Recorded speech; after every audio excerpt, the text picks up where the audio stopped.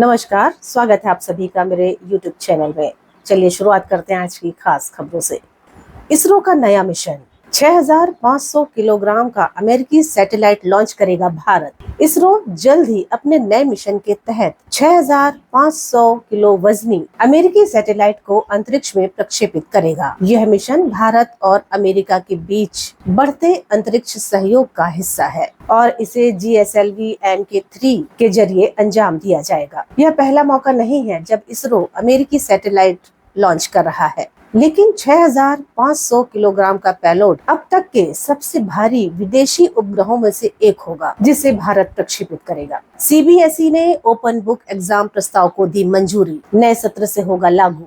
केंद्रीय माध्यमिक शिक्षा बोर्ड ने छात्रों के लिए ओपन बुक एग्जाम प्रणाली लागू करने के प्रस्ताव को मंजूरी दे दी है। यह व्यवस्था नए शैक्षणिक सत्र से चुनिंदा विषयों और कक्षाओं में पायलट प्रोजेक्ट के रूप में शुरू की जाएगी। ओपन बुक परीक्षा में छात्रों को प्रश्न हल करने के दौरान अपनी पाठ्य पुस्तकों, नोट्स और अन्य अध्ययन सामग्री का उपयोग करने की अनुमति होगी।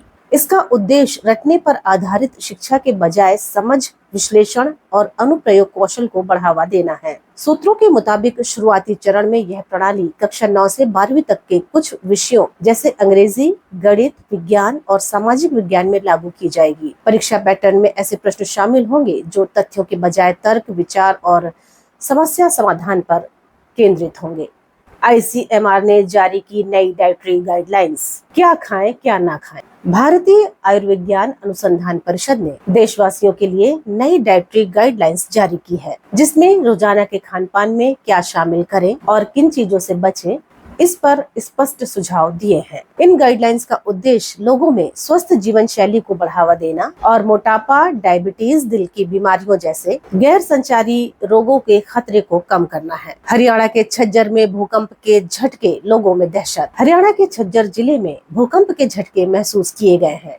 यह 47 दिनों में 7वां भूकंप होगा, जिससे स्थानीय लोगों में दहशत फैल गई है। हालांकि रिक्टर पैमाने पर इसकी तीव्रता और केंद्र स्थान की अभी तक भूकंप विज्ञान केंद्र से आधिकारिक पुष्टि नहीं हुई है। सेना प्रमुख जनरल उपेंद्र द्विवेदी का स्पष्ट बयान, अगला युद्ध जल्द हो सकता है, हमें तैयार रहना होगा। भारतीय थल सेना प्रमुख उपेंद्र द्विवेदी ने हाल ही में एक अहम बयान देते हुए कहा है कि अगला युद्ध जिसकी हम कल्पना कर रहे हैं वह जल्द ही हो सकता है। यह चेतावनी उन्होंने 4 अगस्त को IIT मद्रास में दिए गए एक संबोधन में रेखांकित की।